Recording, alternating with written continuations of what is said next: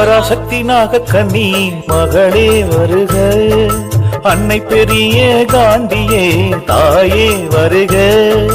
உனை பணிந்த குடிகளை காத்திட வருக,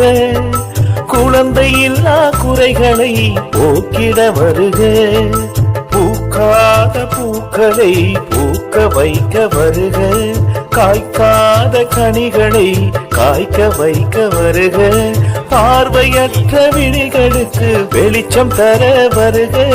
தொழில்கள் பல கொடுத்து எம்மை உயர்த்திட வருக.